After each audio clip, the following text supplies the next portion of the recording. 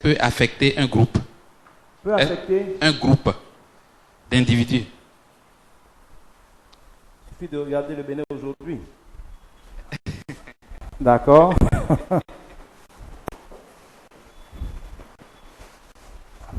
Non, le Robert, il est là-bas, le petit Robert. Oui, on y va.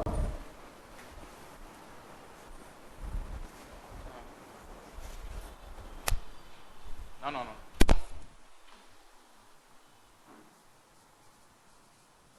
Merci. Comment avoir des problèmes sans avoir de soucis?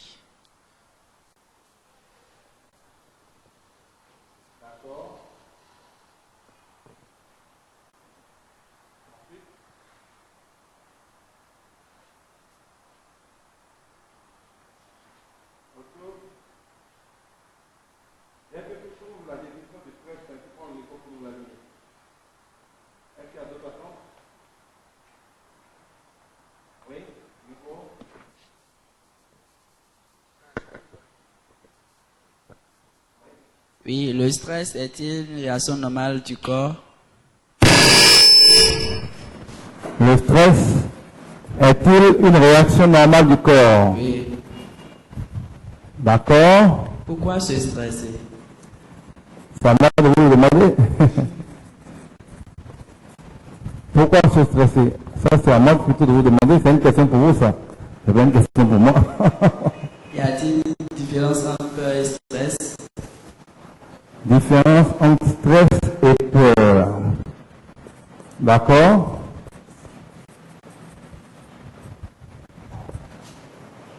Ensuite, oui. On finit de prendre les attentes et on va les faire. Allons-y. Oui, quelles peuvent être les causes réelles du souci? Ensuite,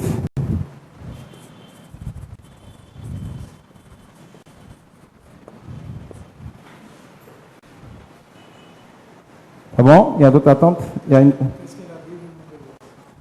Quel est le plan de Dieu pour le stress?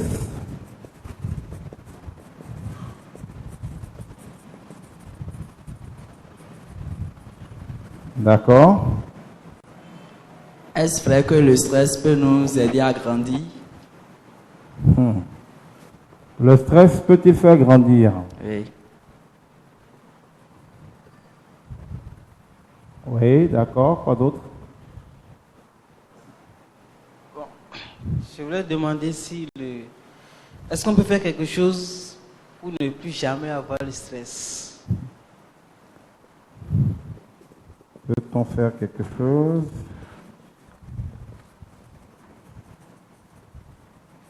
pour ne plus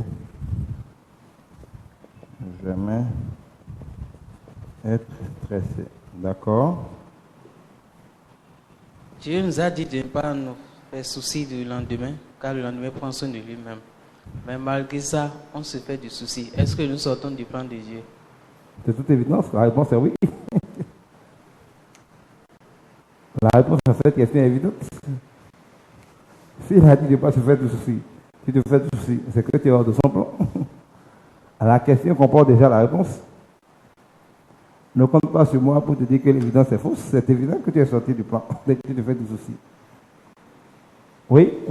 Oui, j'ai lu un livre sur comment dominer la peur et l'orateur a dit que même les plus grands orateurs du monde sont stressés quand ils sont devant la scène, même si c'est 1-2 minutes avant le début.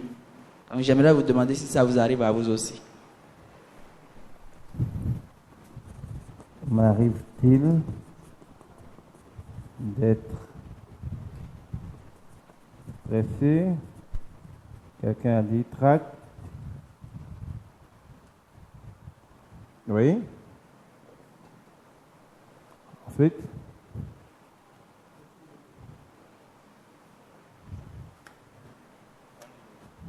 C'est bon?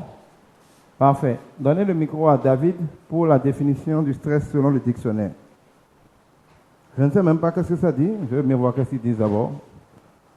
Avant de dire ce que mon Dieu dit. Bon, comme définition, les amis, stress. Oui. Agent physique ou psychologique provoquant une réaction de l'organisme. Agent physique. Agent physique ou psychologique. Oui. Provoquant une réaction de l'organisme. Oui. Le stress. Ensemble de réactions non spécifiques, Oui. physiologiques, métaboliques, comportementales à cet agent agressif. Attends, physiologique, métabolique. Métabolique, comportemental. Oui. C'est-à-dire, ensemble de réactions non spécifiques à cet agent agressif. D'accord. C'est tout? Oui, après, on a mis situation fait traumatisant pour l'individu. Tension nerveuse. Agression, pression. Pardon? Situation fait traumatisant pour l'individu. Tension nerveuse. Uh-huh. Ils ont mis par la suite agression, pression. Agression. Pression. Agression. Pression. Pression. D'accord? Alors, il faut me chercher le sens exact du mot traumatisant, plus précisément traumatisme.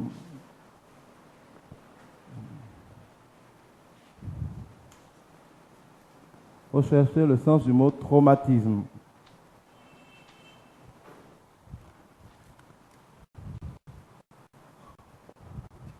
Vous savez, il y a des choses qu'on croit connaître, mais quand on entend la définition que le dictionnaire en donne, on réalise mieux.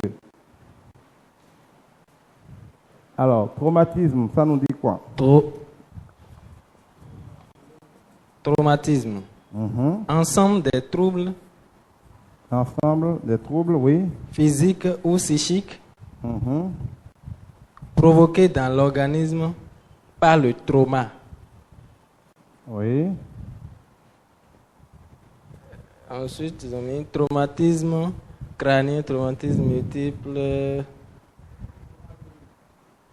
Et le trauma, c'est quoi? Comme le dit quelqu'un. Bon, trauma, je vais chercher. Trauma. Lésion. Blessure locale produite par un agent extérieur agissant mécaniquement. Blessure locale. Produite par un agent extérieur. Parfait. Agissant mécaniquement. Agissant mécaniquement. Oui. Parfait. Ou encore émotion violente qui modifie la personnalité d'un sujet en la sensibilisant aux émotions de même nature. Il modifie la personnalité. C'est très intéressant ça. D'un sujet. D'un sujet. En la sensibilisant. En la sensibilisant. Aux émotions de même nature. Aux émotions de même nature. Ça m'intéresse particulièrement. De même nature. D'accord. Ok, bon, on a fait assez de français comme ça. Parfait. Alors, voilà, je vais vous résumer. Voilà ce que le dictionnaire dit du mot stress. Il dit que c'est l'ensemble des réactions de l'organisme, réactions qui se retrouvent au niveau physique, donc la chair, les maux, les douleurs, les muscles, psychique, mental, il y a beaucoup de fous qui ne deviennent fous que par le stress. Bref, c'est l'ensemble des réactions physiques ou psychologiques ou psychiques, d'accord, qui sont dues à un agent extérieur qui vient agresser quelqu'un. Ce n'est pas des réactions spécifiques. Ça veut dire qu'elles prennent différentes formes. Chez quelqu'un, c'est de pleurer, chez d'autres, c'est de crier, chez d'autres, c'est de replier sur soi-même, chez d'autres, c'est d'être timide, bref. D'autres, c'est de commencer à s'énerver, c'est de courir, c'est de devenir fou. Bref, ce n'est pas des réactions spécifiques. Ça prend différentes formes, la maladie là. Suite à cette agression, il y a différentes réactions qui peuvent être physiques. Il y a des gens qui commencent à avoir des palpitations quand ils sont stressés. Il y a des gens, comme on dit, non, sirop, mais là, le ventre, ils ont le ventre qui est très tendu, ils commencent à sécréter la bile, et ils ont, c'est pour dire le camboué, ils ont des ulcères, des choses comme ça. Il y a des gens qui ont des crises d'asthme, qui manquent d'étouffer dès qu'ils sont stressés. Les gens qui sont asthmatiques, ça leur déclenche des crises d'asthme. Si quelqu'un est épileptique, il peut déclencher une crise d'épilepsie simplement parce qu'il a été stressé. D'accord? Il y a des gens qui ont une crise cardiaque. Leur cœur arrête de battre simplement parce qu'ils ont été stressés. Donc, les réactions au stress ne sont pas spécifiques. D'accord? Il y a des tensions. On est tendu, ça peut être une tension nerveuse, donc on est tendu au niveau des nerfs. Il y a des gens qui commencent à avoir mal à des endroits bizarres. On ne sait pas pourquoi on a des courbatures, on a des nausées. C'est terrible, hein? Tout ça là, parce qu'un agent externe est venu agresser l'organisme. Mais ce qui me paraît encore plus intéressant, c'est pour ça que j'ai demandé le détail, c'est les traumatismes. Les traumatismes contiennent l'idée non seulement qu'il y a eu agression ponctuelle, mais que ça laisse des séquelles qui sont eux-mêmes un problème. Et vous voyez, c'est un ensemble de troubles, ça on le savait déjà, ce n'est plus seulement une réaction, ça devient des troubles. Donc ils vous troublent souvent et régulièrement de l'organisme. C'est des lésions, c'est des blessures. Tant qu'une blessure n'est pas cicatrisée, vous continuez d'en souffrir. Il y a beaucoup de gens qui se comportent comme des sauvages, comme des animaux, parce qu'à un moment de leur vie, ils ont été blessés et n'ont jamais guéri. La plaie est encore béante dans leur cœur. Ils ont été déçus une fois. Ça fait que, vous avez vu, c'est pour ça que j'aime beaucoup, lorsque se présentent des émotions de même nature, quelqu'un qui une fois a eu confiance, a été trahi, est lésé, est blessé dans son cœur. Vous allez voir, il va commencer à soupçonner tout le monde, à se méfier de tout le monde, à insulter tout le monde, à trouver que tout le monde n'est pas fiable. Vous allez dire, mais pourquoi il est si suspicieux que ça? Il est victime d'une lésion, d'une blessure qui n'a pas guéri et qui, dès qu'il y a des agents, des émotions de même nature qui se présentent, se déclenchent. Émotions de même nature. Pour ça, on dit que chat échaudé tient l'eau froide. Il y a beaucoup de choses que les gens font, même nous faisons nous-mêmes, nous ne comprenons pas pourquoi.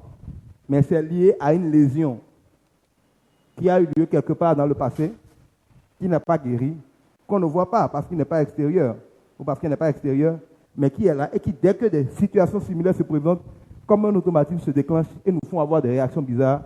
Il y a des gens qui ont des maux de ventre dans certaines situations. Dès qu'ils ont peur, ils commencent à avoir des maux de ventre. Mais c'est lié à cela. Et le pire, c'est que ces émotions violentes modifient la personnalité. Les gens méchants, les gens aigris, les gens timides, les gens sont souvent des gens qui ont été traumatisés. Quand on dit quelqu'un est traumatisé, ce n'est pas une insulte. Ils ont été blessés, ils ont été lésés. Ça part des émotions violentes qui font que désormais, quand des émotions similaires, quand des situations similaires se présentent, la machine se déclenche avec tous ces dégâts psychologiques, psychiques, physiques, métabolisme, donc votre capacité à digérer, à respirer, comportemental, beaucoup de problèmes de folie. Vous allez voir, les hôpitaux psychiatriques ne traitent aucun fou. Ils droguent les fous pour qu'ils se calment. Je ne connais personne qui sont entrés dans un asile de fous et l'asile l'a guéri. Les asiles droguent les gens par les médicaments pour les rendre inoffensifs, mais ils ne guérissent jamais. L'une des maladies qui est le moins bien traitée par la médecine, c'est la folie. Pourquoi? Parce que la folie n'est pas un problème physiologique, ce n'est pas un problème de santé, c'est un problème spirituel. Une folie est toujours un problème spirituel, ce n'est jamais un problème de médecine classique. Et donc, un docteur ne peut rien faire pour la folie. Qu'est-ce qu'ils font? Ils donnent des calmants aux gens pour leur faire des légumes qui sont là. Dès que l'effet des calmants passe, ils font des bêtises, donc ou on les attache, ou on les met sous médicaments pour les désactiver. Mais celui qui est désactivé ne vit pas. Il est calme parce qu'il est émotionnellement désactivé, mais il ne vit pas. Dès qu'on le laisse se activer, il devient encore fou. Et c'est pour ça qu'on les interne pendant longtemps. N'acceptez jamais qu'un de vos parents aille dans un asile de fous. Il en sortira encore plus fou s'il en sort. La seule manière de guérir un fou, c'est de délivrer des esprits mauvais qui le rendent fou.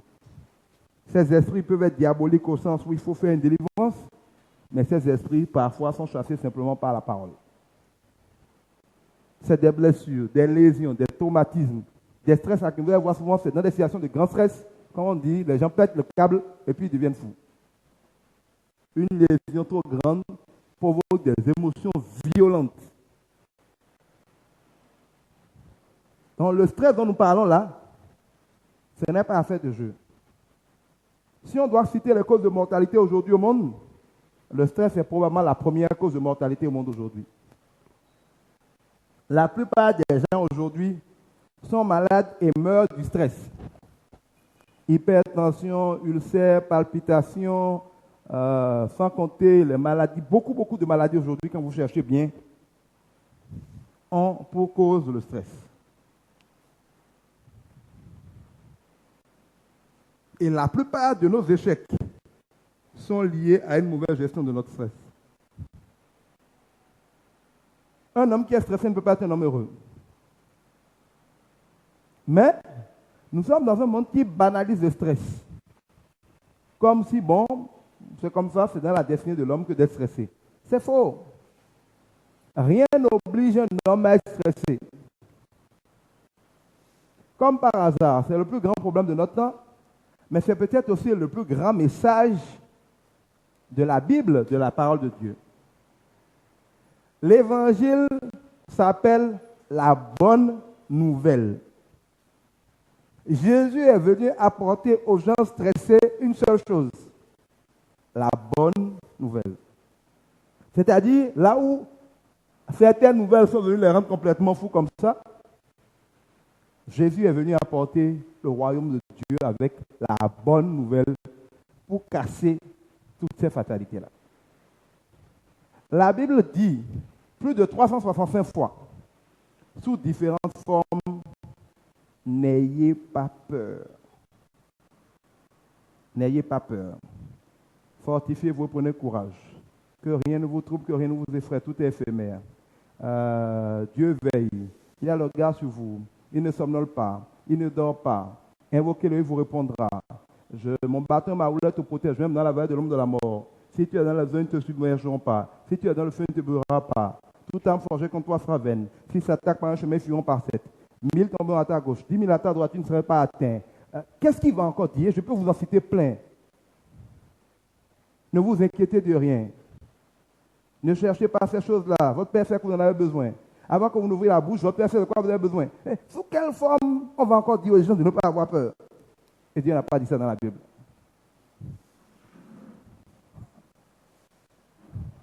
Sous quelle forme? Dieu a dit de toutes les manières possibles et inimaginables, n'ayez pas peur. Paul dit quelque part, je crois, ni les principautés, ni les démons, ni les anges, ni le temps, ni les circonstances, ni rien du tout ne pourra jamais, même pas la mort, ne pourra vous séparer de l'amour de Dieu.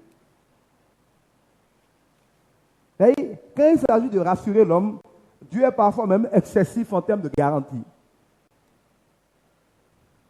On dit oui, mais le Saint-Esprit qui vous a fait naître en Jésus ne s'occupera-t-il pas lui-même de vous rendre parfait devant Dieu? Hey, quand vous regardez bien, la plupart des choses qui vous font peur là, Jésus les a anticipées et vous a dit pourquoi il est imbécile d'avoir peur.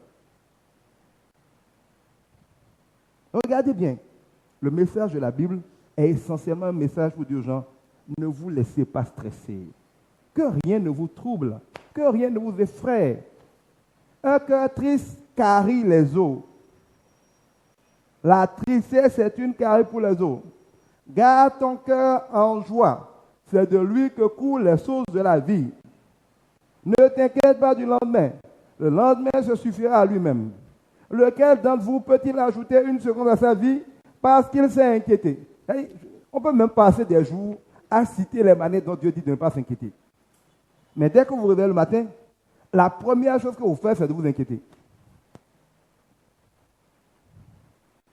Vous êtes donc au cœur, comme il a perçu ça lui fait peur, d'une phénoménale désobéissance qui ne peut être sanctionnée. Et la sanction de cette phénoménale désobéissance, c'est ça. Quand Dieu interdit quelque chose, ce n'est pas d'abord pour lui. Quand vous dites à vos enfants de ne pas mettre la main dans la prise de courant, ce n'est pas pour vous, ce n'est pas pour le plaisir de leur donner un ordre. C'est pour qu'ils ne soient pas électrocutés. Quand vous dites à votre enfant, quand on est à la cuisine, de ne pas venir à la cuisine ou de ne pas mettre la main dans l'huile chaude, ce n'est pas pour le plaisir de donner un ordre avec le plaisir de voir qu'il obéit à vos ordres. C'est pour éviter qu'il se brûle.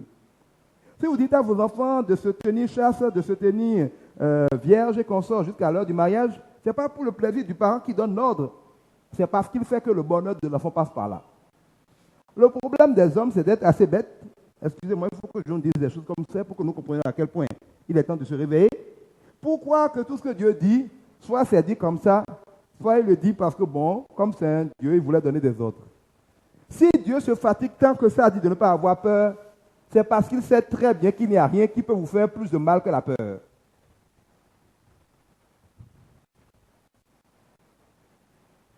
Je crois que c'est Jacques ou qui va jusqu'à dire, mais que celui qui doute, que celui qui a peur, ne s'imagine pas, c'est-à-dire il ne faut même pas être en train de rêver que c'est possible, qu'il recevra quoi que ce soit de Dieu.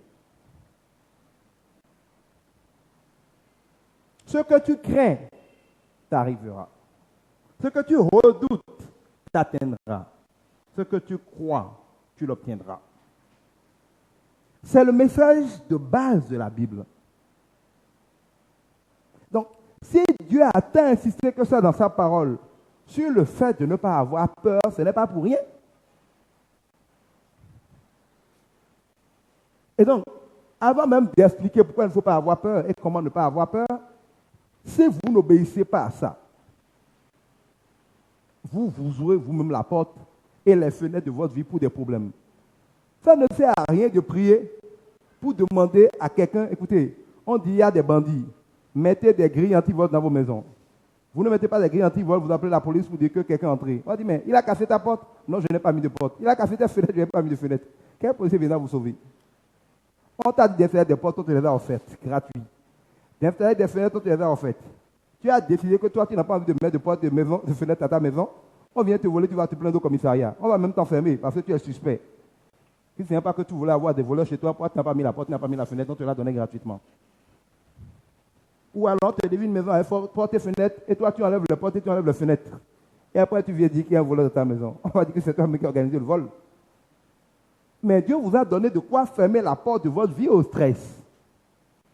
Mais vous avez décidé de le mépriser, de ne pas considérer ce qu'il dit, préférant croire ce que Satan vous dit. Tout le problème est là. Je ne sais pas si vous réalisez que tout le problème est là. Donc, vous êtes obligé de revenir à ce que la parole de Dieu a dit.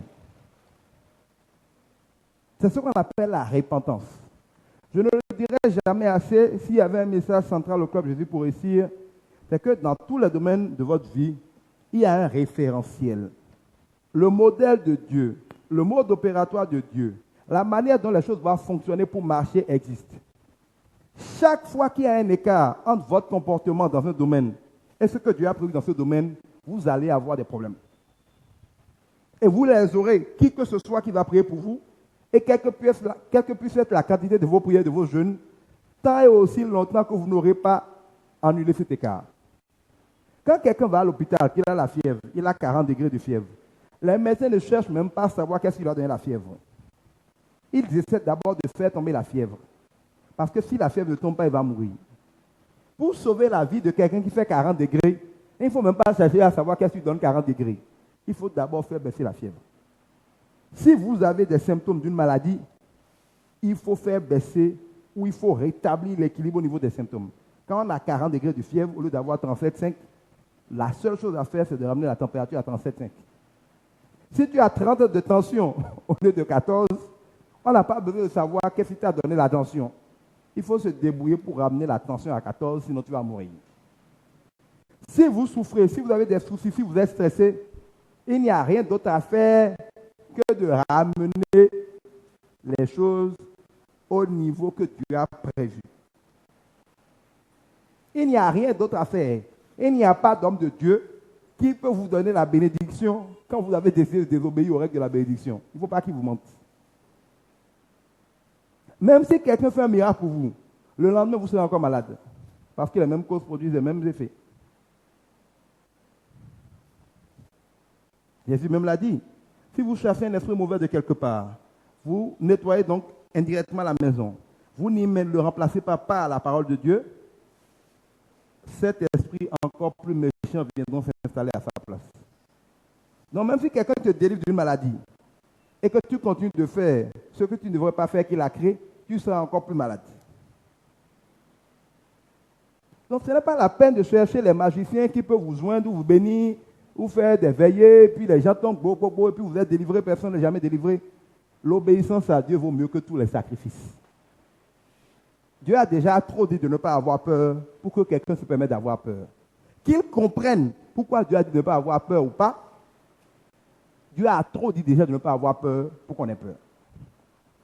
Et quand Dieu parle, vous devez apprendre à exécuter sans chercher à comprendre. C'est bon de comprendre. Je ne dis pas de ne pas vouloir comprendre. Mais n'attendez pas de comprendre pour obéir. Obéissez d'abord. Et priez pour comprendre pourquoi il a dit ça. Mais c'est toujours logique. Redoutablement logique.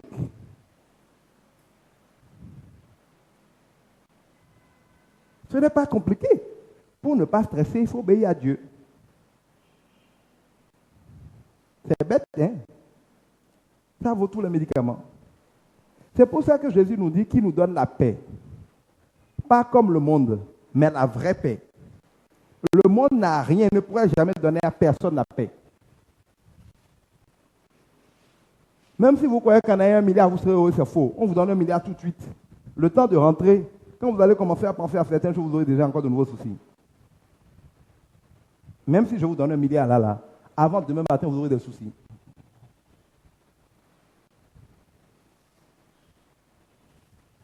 Ça veut dire que celui qui vit de telle sorte que les agents extérieurs déterminent ses émotions, ses réactions physiques, ses réactions psychiques. Celui qui laisse les agents extérieurs, plutôt que l'agent intérieur qu'est le Saint-Esprit, qu'est la parole de Dieu, déterminer son comportement, sera toujours malheureux. Parce que les agents intérieurs perturbateurs, il n'y a que ça, il y aura toujours ça. L'erreur du monde, c'est de croire qu'il arrivera un moment où ils arriveront soit à maîtriser tous les agents extérieurs, soit à se couper des agents extérieurs pour avoir la paix. Ils vont dire pratique zen, yoga, méditation. Ils font tout ce qu'ils veulent pour essayer de feinter les agents extérieurs. Mais c'est de la niaiserie, ça ne donne rien. Tu finis tes séances de yoga, tu reviens dans le monde, le problème recommence. Si c'est l'argent, quand tu as l'argent, c'est encore le problème de l'argent. Si c'est la femme ou le mari, c'est parce que tu n'en as pas que tu en as envie. Quand tu auras, tu verras qu'il y a encore beaucoup de problèmes dedans. Demandez à Credo. Si c'est enfant, Dieu te donne, c'est avec beaucoup de problèmes. Si c'est pouvoir, demandez au patron de mon pays. Il est l'homme le plus malheureux du pays. Il n'y a rien que vous souhaitez et que si Dieu vous le donne, vous donnera la paix. C'est-à-dire, ne vous fatiguez plus à avoir quelque chose dans l'illusion que ce quelque chose va vous donner la paix. Il n'y a rien dans le monde qui peut donner la paix à un homme. La seule chose qui donne la paix à un homme, c'est Dieu lui-même. Quand Dieu lui-même est en vous, vous avez la paix, pas qui vient du monde, mais la paix de Dieu lui-même. Quelles que soient les circonstances, vous avez la paix parce que vous êtes vous-même la paix, parce que le prince de paix habite en vous. Et cette paix-là n'est pas une réaction à ce qui se passe. Cette paix-là n'est pas une réaction à la réalité. C'est une réaction à la vérité qui vit en vous. Les gens souffrent parce qu'ils n'ont pas d'ancrage intérieur. Ils n'ont pas quelque chose en eux qui est rassurant. Ils n'attendent que les signes extérieurs pour se faire une opinion. Les signes extérieurs, c'est ce que nous appelons ici souvent la réalité. La réalité, à 95%, c'est une mise en scène de Satan. Jésus lui-même dit, Satan est le prince de ce monde. Il ne faut pas que quelqu'un vous blague. Le prince de ce monde des ténèbres, là, ce n'est pas Dieu. Dieu ne gouverne pas la terre aujourd'hui. C'est Satan qui la gouverne. Si Dieu gouverne la terre, il ne peut pas être dans l'état où elle est actuellement. Le maître aujourd'hui de la terre, c'est Satan. Ce n'est pas Dieu. Donc, la majorité de ce qui se passe sur la terre est sous le contrôle de Satan, pas de Dieu. Ça ne veut pas dire que Dieu n'a pas d'influence. Mais celui qui mène globalement le jeu, c'est Satan. Et il en sera ainsi jusqu'à ce que Jésus revienne. Comme c'est Satan qui mène le jeu, la plupart des choses qu'il fabrique dans la réalité sont des mises en scène ayant vocation à perturber la foi des enfants de Dieu. N'oubliez jamais que Dieu a des règles. Je ne vous le dirai jamais assez, Dieu est un magistrat, c'est un roi. Et le système de Dieu est un système juridique. Ce n'est pas pour rien qu'on parle de l'ancienne alliance, de la nouvelle alliance, de la loi. Nous sommes dans un régime juridique avec Dieu. Et Dieu ne peut pas se contredire. Il est fidèle à sa parole, il est lié par sa parole. Dieu n'est lié par rien sauf par sa propre parole. Quand Dieu a dit quelque chose, même si ça lui plaît, et heureusement ça ne peut pas lui plaire, il ne fera jamais le contraire de ce qu'il a dit. C'est impossible. Sinon, ce n'est plus Dieu. Ça vous a dit qu'il s'est dit, c'est impossible. Cela étant, Dieu a fait les choses en sorte que il y a des règles, il y a des lois que personne ne peut violer, même pas Dieu lui-même. L'une de ces lois, c'est que ce que tu crois, tu l'obtiendras. Il t'en sera toujours fait selon ta foi. Quand Jésus faisait des miracles, quand il guérissait les gens et que les gens le remerciaient, il leur disait, va. Sous-entendu, ce n'est pas moi qui t'ai sauvé, c'est ta foi qui t'a sauvé. La preuve, quand le même Jésus a été dans son village, d'où lui-même il vient, nul n'étant prophète chez lui, ils n'ont pas cru en lui. La parole de Dieu nous dit qu'il n'a pas fait beaucoup de miracles chez lui-même. Ça veut dire que Jésus n'était pas une machine à miracles dans toutes circonstances. Il a fait des miracles là et sur les gens qui croyaient en lui. Et je vous donne souvent cet exemple ici. Ce n'est pas que Dieu a choisi de punir ceux qui ne croient pas. Il faut arrêter de croire comme les enfants que les règles de Dieu, là, c'est une question de je n'ai pas fait, Dieu n'est fâché, il va me punir. Dieu n'a pas d'émotion, il ne se fâche pas ou ne se fâche pas. Il n'a pas le temps de jouer ces émotions-là. C'est les gens qui sont faibles qui se fâchent. Dieu n'a pas le temps de se fâcher. C'est une question de principe. Ce que tu ne crois pas, tu ne peux pas l'avoir. Mais ce que tu crois, tu l'auras toujours. Avoir peur, c'est croire que Satan peut gagner. Avoir peur, c'est croire que les problèmes peuvent l'emporter sur la solution. Il vous en sera forcément fait selon cette croyance-là. Sinon, Dieu est menteur.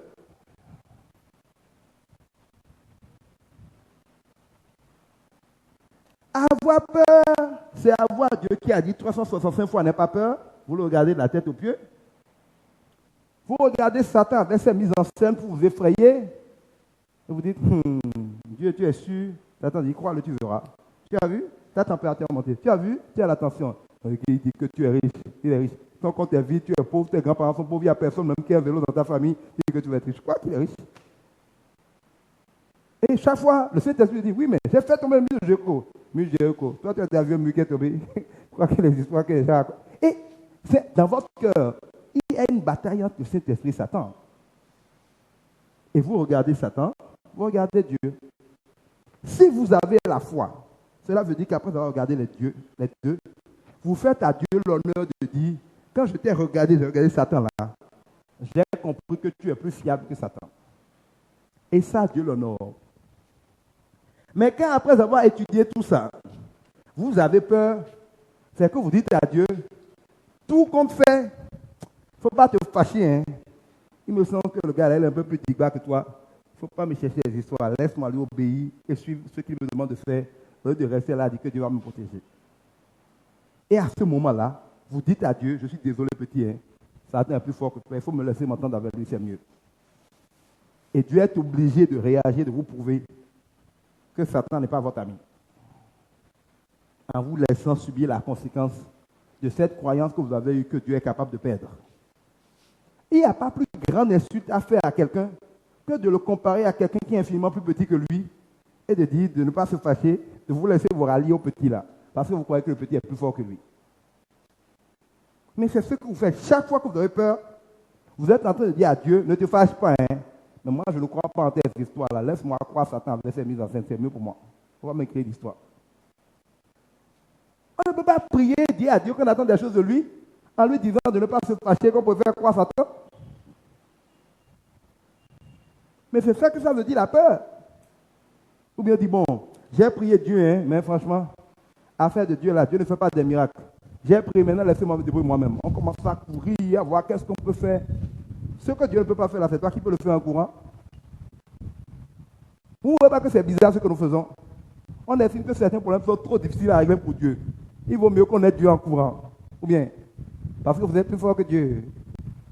Est-ce que vous réalisez comment nous sommes bêtes au quotidien? Il ne faut pas vous fâcher, hein? Il faut qu'on se dise la vérité affranchie. Vous ne voyez pas qu'on est bête? Je vois les gens qui disent, Martin, on va faire son mot, hein. Amado, oui. Mais qu'est-ce que Dieu ne peut pas faire? Toi, tu vas courir pour aller où? Que ce n'est pas lui qui a fait. Ouais, c'est ridicule notre comportement. Si quelque chose est tellement dur que Dieu ne peut pas le faire, c'est que toi, tu ne peux même pas le commencer. Ou bien, si vous ne croyez pas en Dieu là, il vaut mieux mourir. Et même si vous mourrez, ça ne reste pas le problème. Vous voulez aller où? Hein? Vous voulez aller où? Quand vous ne croyez pas en Dieu, vous voulez croire en qui? Et je vais vous expliquer techniquement pourquoi le fait de ne pas croire vous prive vraiment de tout. C'est des règles de la vie. Si je fais un chèque, par exemple, de 10 millions à Vincent, un chèque qui doit aller dans une banque, peut-être il doit marcher à pied jusqu'à Parakou, parce qu'il n'y a pas les moyens pour prendre le taxi, mais c'est sûr que s'il doit marcher au bout d'une semaine, 2 semaines, il sera quand même à Parakou. Maximum 1 semaine, 2 semaines, il sera à Parakou.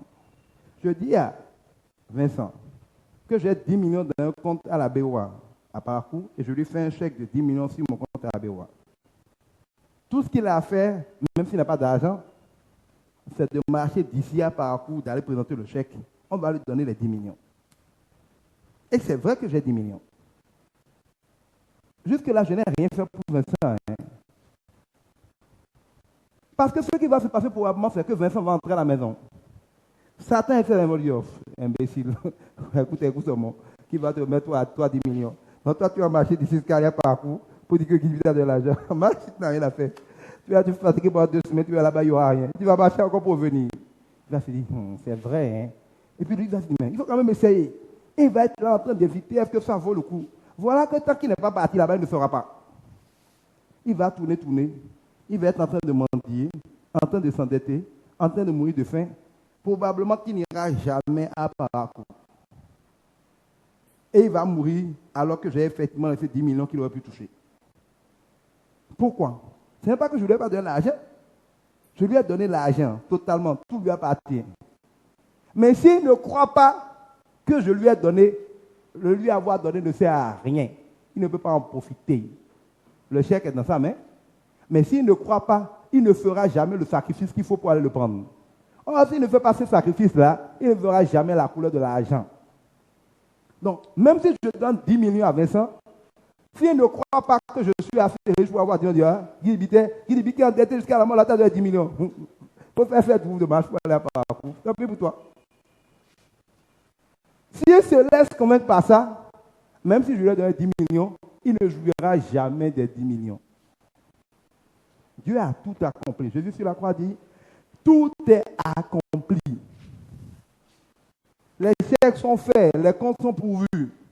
La question, c'est qui est capable de croire que c'est pourvu et pour faire la marche, il faut pour aller chercher ce qu'on lui a donné. La majorité des gens ne font jamais cette marche-là. Souvent, qu'il faut être idiot pour croire à Dieu. Il vaut mieux rester ici, mendier, suppléer Satan, aller voir les gens qui font Gotémie, les charlatans, toutes les niaiseries là, que de faire la marche de la foi pour aller chercher le chèque que Dieu leur a mis. Et le pire, c'est que c'est comme ça, il vient me voir dans 2 semaines pour dire, Monsieur Gibi, je ne vous demande pas à faire 10 000, c'est trop compliqué, donne-moi juste 10 000. Je vais le gifler. Je t'ai donné 10 millions. Tu ne me crois pas, ce qui est une insulte pour moi. Parce que vous êtes d'accord avec moi que c'est un excuse pour moi. Hein. Que je te donne 10 minutes, tu ne me crois pas pour aller chercher, c'est un excuse pour moi. Et quand tu as un autre problème, tu viens et dis Seigneur, je sais, je ne te veux pas de me rendre milliardaire, je sais que je suis pauvre. Donne-moi à l'outil aujourd'hui. Est-ce qu'il est censé vous donner? Ou bien vous gifler? Je t'ai donné 10 millions, tu dis que je ne suis pas capable de te donner 10 millions, tu n'es pas parti chercher.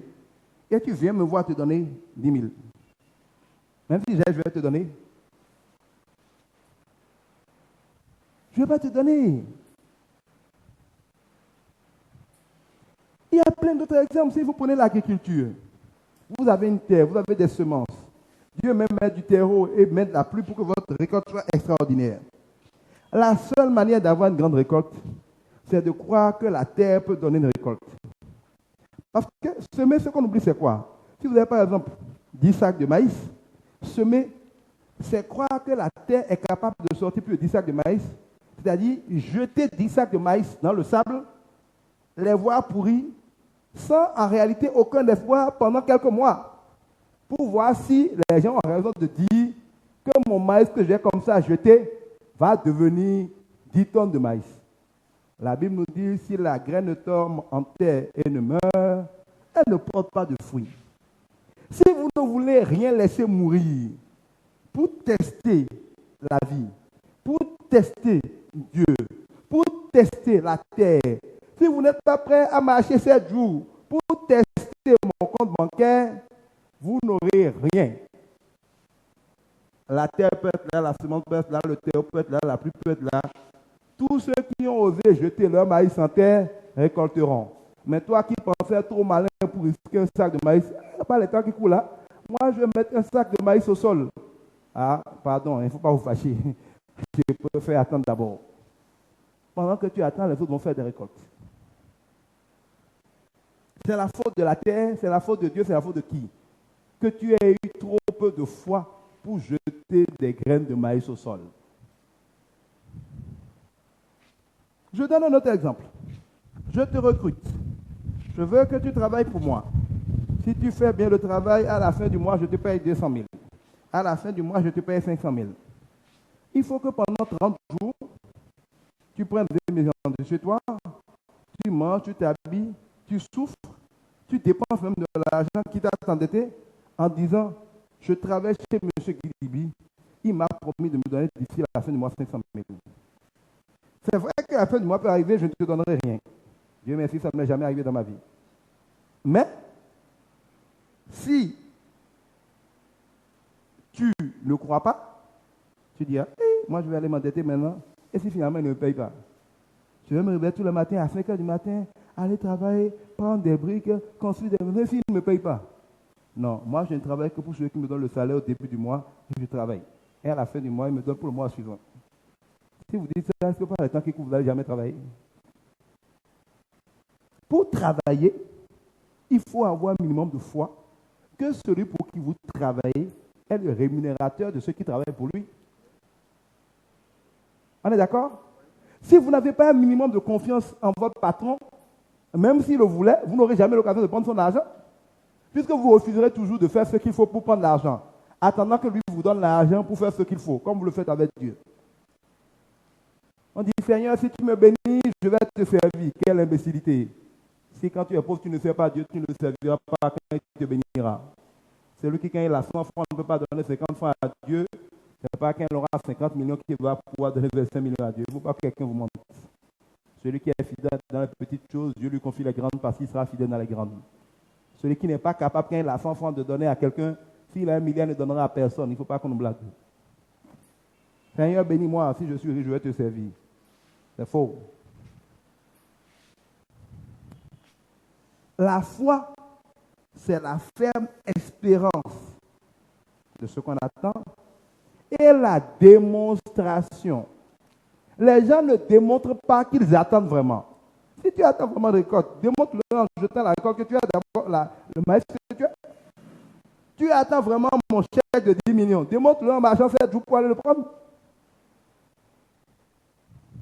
Si vous n'êtes pas capable d'avoir la foi, même si on vous donne les choses, vous ne pouvez pas les prendre. Vous rencontrez quelqu'un qui dit, ah, mon petit, ça tombe bien. Alors que vous êtes chômeur. J'ai un boulot directeur général de MTN pour toi. Viens me voir demain. La plupart d'entre vous n'allez même pas aller le voir. Vous allez dire, oh, ce gars veut me battre. Comment moi je vais directeur général de MTN?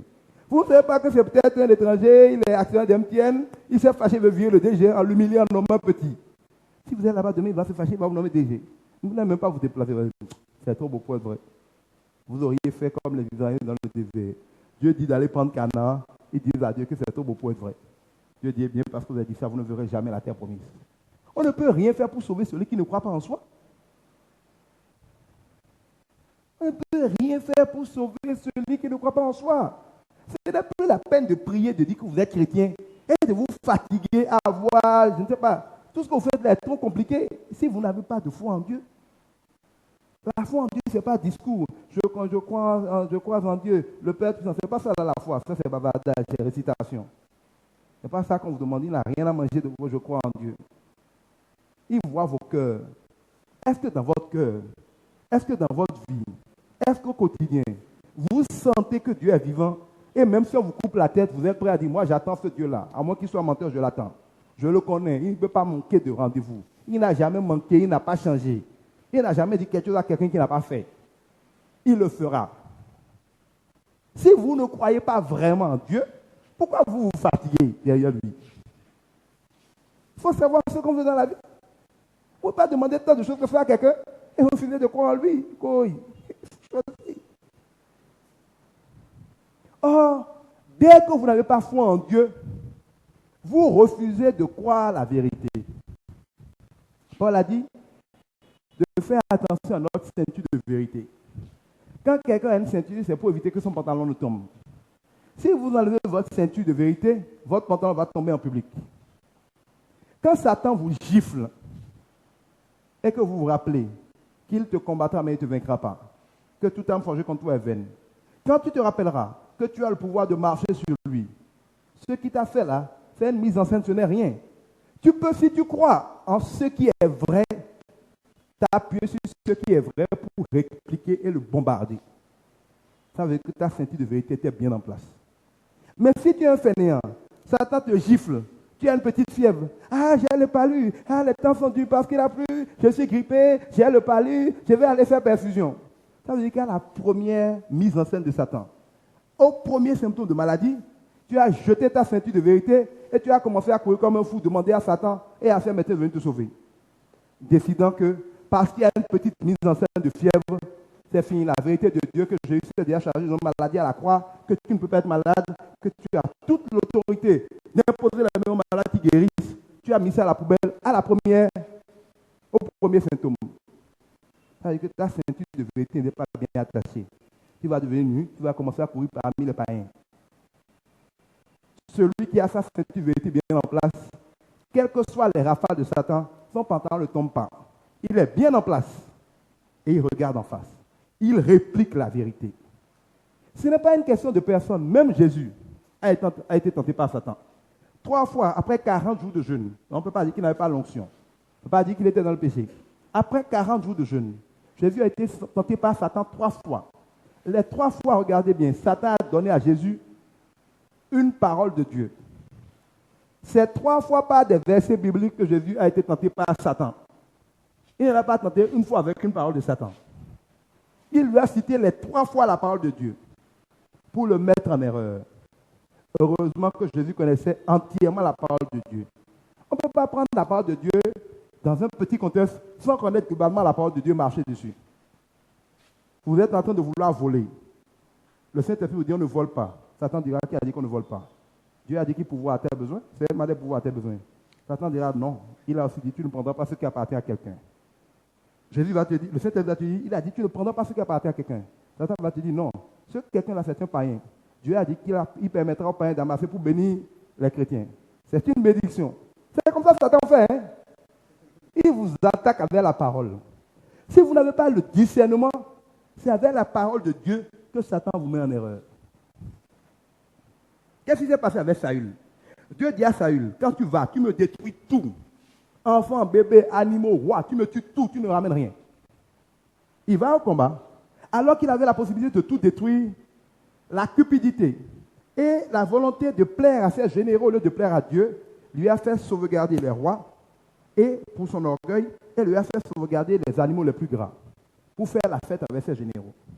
Dieu l'interpelle, dit, je t'ai demandé de détruire, pourquoi tu ramènes? Il veut blaguer Dieu en disant, oui, j'ai pris ça pour te faire des holocaustes, parce qu'il fait que la Bible dit que Dieu aime les holocaustes. Dieu dit, ça ne va pas chez toi, je ne t'ai pas demandé des holocaustes. M'obéir vaut mieux que tous les sacrifices que tu puisses me faire. C'est de là que vient l'obéissance vaut mieux que tous les sacrifices. Dieu ne peut pas, pour te bénir, te pousser à faire quelque chose qu'il a dit qu'on ne fait pas. Sauf à t'en donner la preuve. Quand vous sentez que Satan ou bien que les circonstances, parce que parfois, il y a des choses que nous pensons être interdites par Dieu, mais qui ne sont pas interdites parce qu'il y a d'autres parties de la Bible que nous ne connaissons pas.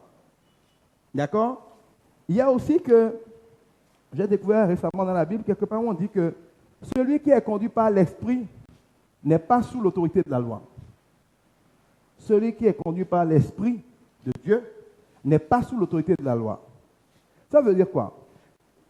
Il y a des choses que le Saint-Esprit vous fera faire et qui, pour quelqu'un qui regarde au premier degré la parole de Dieu, il va dire que vous êtes un pécheur, vous êtes diabolique. Mais l'Esprit de Dieu, dans sa souveraineté, vous aura effectivement poussé à le faire. C'est ça qu'il voulait que vous fassiez. Mais dans ces cas-là, le Saint-Esprit va créer des temps et des circonstances pour que pour les gens sages, il soit évident que c'est Dieu qui veut que vous le fassiez.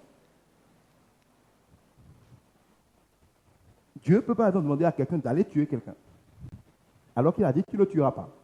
Il a bien demandé à Josué de massacrer des gens. Il a demandé à Saül de détruire des peuples. Mais dans les cas d'espèce, il détruisait entièrement des peuples qui étaient la préfiguration de l'armée de Satan. À un premier degré, on ne peut pas comprendre que Dieu dise à quelqu'un d'aller tuer.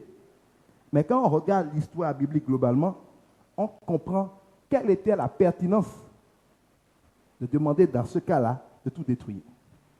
Parce que les gens qu'il détruisait étaient prophétiquement l'armée satanique. Il ne fallait rien en laisser. Dieu veut que nous combattions le diable sous toutes ses formes, petites ou grandes, sans rien laisser. Qu'est-ce qu'on appelle une femme enceinte dans le royaume du diable? C'est par exemple quand il dit, celui qui a convoité une femme a déjà commis l'adultère. La convoitise d'une femme, c'est la grossesse d'un péché d'adultère à venir. Donc, quand je lui dis d'éviter même la convoitise, il dit de tuer même la femme enceinte dans le domaine du péché. Je ne sais pas si vous voyez ce que je veux dire.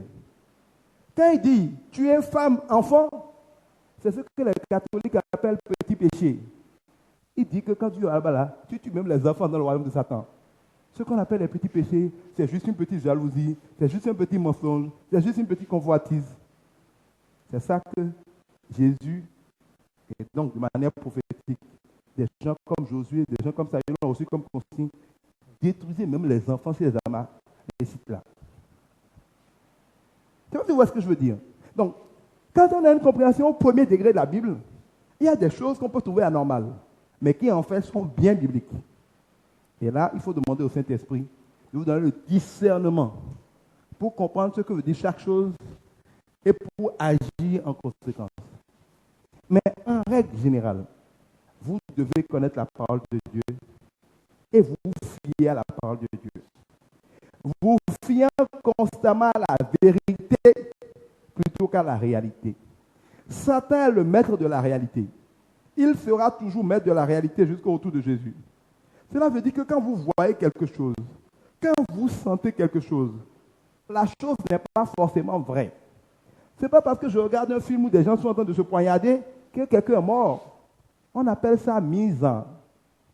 Ou bien, le problème c'est qu'au quotidien, quand Satan fait sa mise en, vous pleurez comme certaines femmes pleurent en regardant un feuilleton, comme si quelqu'un était vraiment mort. Vous devez avoir le discernement de faire la différence entre les mises en de Satan et la vérité. La vérité, c'est ce qui est. Et la vérité, c'est ce que Dieu a dit. La réalité n'a aucune importance quand elle est confrontée à la vérité.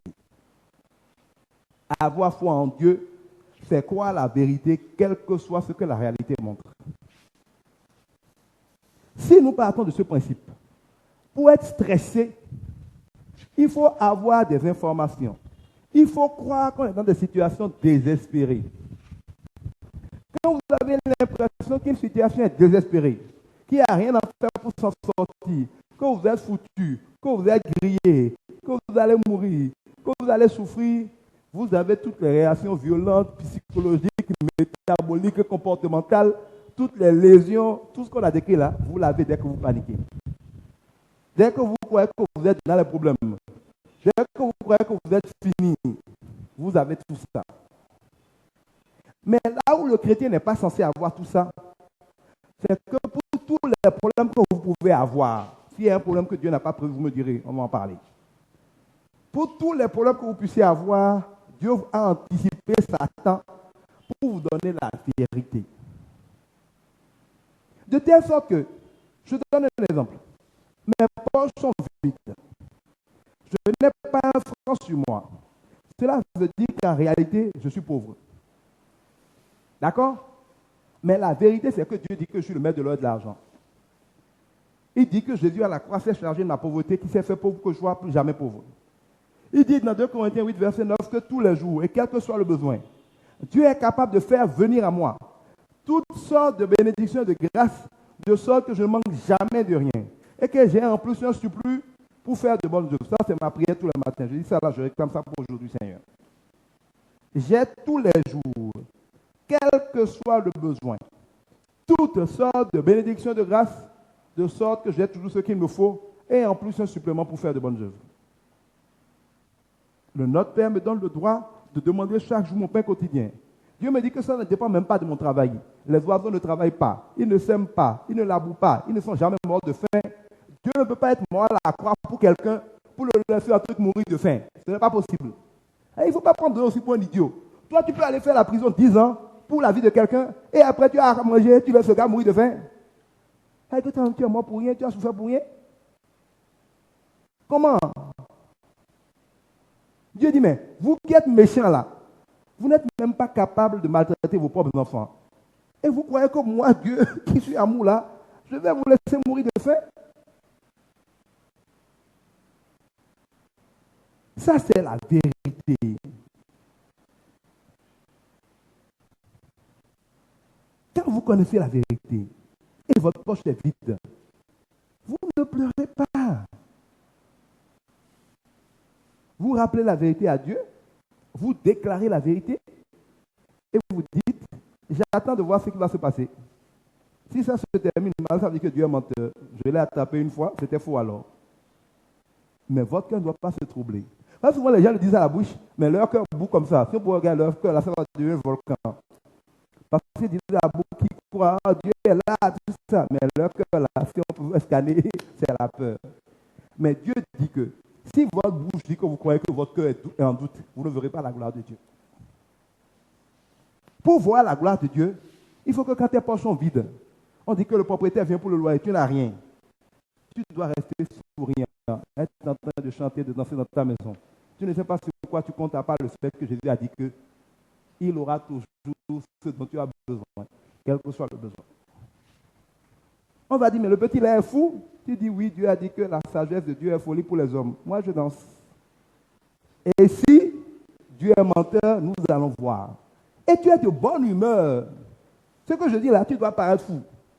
Il nous a prévenu, il faut être fou. Tu verras que rien ne t'arrivera. Personne n'a jamais fait l'expérience que ce qui lui est arrivé. Je vais vous donner quelques scénarios de comment ça se termine. Si c'est que tu as faim, tu vas être là, une voisine va entrer. Ah, on ne sait jamais. Maman, tu es là, je suis parti au marché, j'ai ramené du riz. Prends ça pour les enfants. Ça va te paraître bizarre. Ou bien une tante ou un oncle qui est au village que tu as vu depuis longtemps va arriver. Ah, l'igname est sorti, je t'ai amené des ignames. Ou bien un enfant va fêter un anniversaire à côté, ils sont en train de partager gâteau, biscuits. Même si c'est biscuits, gâteau, tu vas manger ce soir, la nuit va arriver. Quelque chose se passera. Tu vas manger forcé. Ou alors, si par exemple ça va être tes enfants, parce que Dieu dit, il pourra par toutes sortes de bénédictions de grâce. Tes enfants peuvent arriver par exemple pour dire, bon, maman aujourd'hui j'ai lu un cours sur la diète, il faut de temps en temps ne pas manger pour faire régime et tout ça. Ce soir nous faisons régime. Tu vas dire, oui, je suis inspiré ce soir, nous allons jeûner, nous allons prier. Et que Dieu ne t'a pas donné la nourriture, mais il a prouvé à la bénédiction que tes enfants ce soir la décident de ne pas manger. Tu n'auras jamais la honte de ne pas avoir pu les nourrir. Tu as pourvu, il faut lui dire merci. Il n'a pas promis d'envoyer ce qu'il te faut. Mais il a prévu d'envoyer toutes sortes de bénédictions et de grâces. Toutes sortes à son importance. Tu dois de l'argent à des gens, ils sont sans. Tu as peur d'eux. Tu cours pour avoir l'argent. Tu n'as pas trouvé l'argent. Mais il faut rendre grâce à Dieu. Parce que bizarrement, ceux qui devaient t'appeler oublient de t'appeler. Vous ne voyez pas que quand vous croyez en Dieu, même si vous n'avez pas l'argent pour payer vos dettes, les gens auxquels vous devez de l'argent sont anormalement calmes, anormalement patients. Ça fait partie de toutes sortes de bénédictions et de grâces. Il faut rendre grâce à Dieu pour ça. Si vous ne lui dites pas merci, que celui qui devait venir vous enfermer aujourd'hui, comme par hasard, voyez pendant 2 semaines, vous ne méritez pas la prochaine bénédiction. Parce que ça là, c'est déjà un petit cadeau par rapport à ta dette. Dieu ne te donne pas comme cadeau quand tu es endetté seulement l'argent pour payer. Il te gère aussi le voyage du gars, il te gère l'oubli du gars, il te gère beaucoup de choses. C'est toutes sortes de bénédictions pour combler ton besoin. On ne peut pas attendre quelque chose de Dieu. Quelque chose qui est saint. Quelque chose qui est promis par Dieu. Et ne pas le voir si on croit. Même si tu es dans ta maison. Et il y a des cas comme ça. Le propriétaire vient, tu n'as pas l'argent. Il enlève le toit à ta maison. Continue de chanter, de louer Dieu. Merci Seigneur. Pourquoi? Parce que Dieu nous aime tellement qu'il ne laisse jamais rien se faire si ce n'est pas bon pour nous.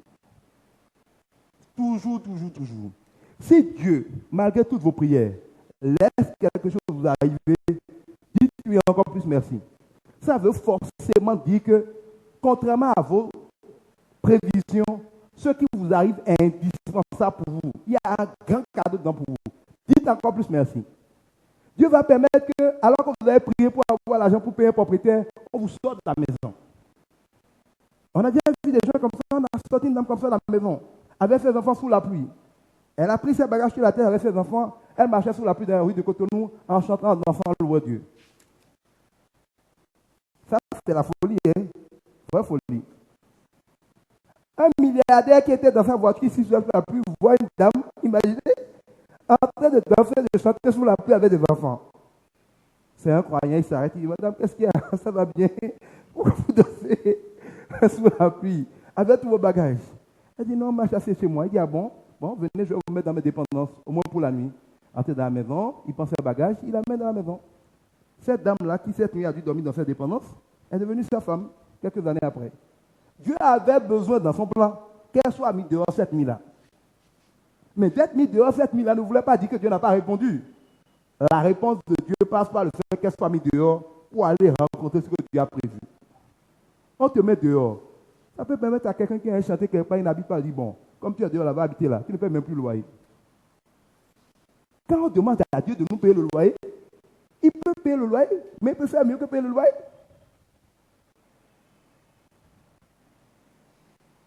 Mais si tu ne crois pas, tu ne verras rien de ça. Parce que quand on demande quelque chose à quelqu'un, je le dis tous les jours, je le redis tellement c'est important. On appelle ça le pouvoir de la louange. Votre réaction à comment Dieu réagit détermine ce que vous allez avoir par la suite avec Dieu ou pas. Imaginez, parce que pour comprendre Dieu, il faut se mettre à sa place un peu de temps en temps. Si quand vous demandez quelque chose à Dieu, vous avez l'impression de ne pas l'avoir reçu, vous le louez, vous recevrez toujours. Mais si, quand vous ne recevez pas, vous enfouez la mine, vous risquez de ne plus recevoir. Pourquoi? Je vous l'explique. Mettez-vous à la place de Dieu un peu. Vous êtes dans un feu, ou n'importe où. Quelqu'un vient vous voir pour vous demander de lui donner, par exemple, 500. Vous décidez de ne pas lui donner. Les gens réagissent de 2 manières différentes. Première possibilité de réaction, la personne enfonce la mine, comme ils font dans les feux là, vous l'ont. Si vous êtes une femme, c'est à peine qui n'a pas envie de vous gifler. Vous dites que c'est parce que vous étiez fermé que vous avez été sauvé. Quand vous sentez que même si quelqu'un n'a rien dit, il a été tellement déçu, fâché de ne pas avoir reçu ce qu'il a demandé, qu'il, même si ce n'est pas exprimé, son cœur est fâché, vous le regardez souvent en vous disant que vous n'allez plus jamais lui donner. Moi, je connais beaucoup de femmes qui, quand les gens se croient comme ça, elles le regardent pour dire que lui là, vous ne plus jamais donner. Si vous avez dans le feu, vous le donnez, elle dit non, non, ne lui donne jamais. Lui là, c'est un impoli, il a les gens. Ou bien, c'est comme ça que vous faites, non? Hein?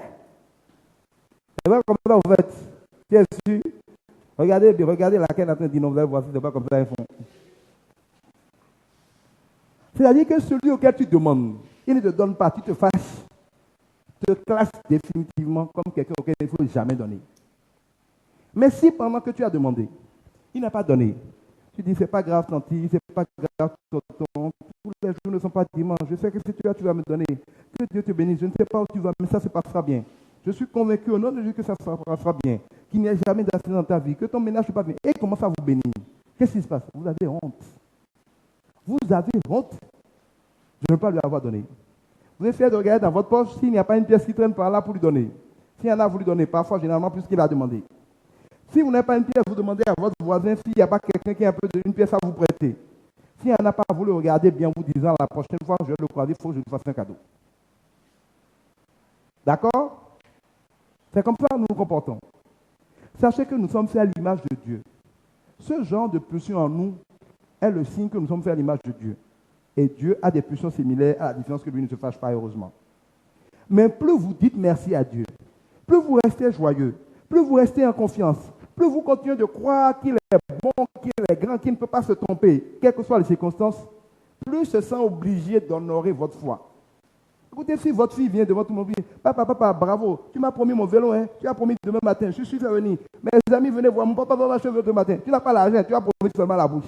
Et ta fille commence à dire à tout le monde dans le carton, dites merci à papa, hein, papa m'a promis un vélo pour demain matin, papa a promis un vélo rouge, il a dit qu'il va, et puis tout le monde est au courant. Il risque de t'endetter le lendemain matin pour amener le vélo.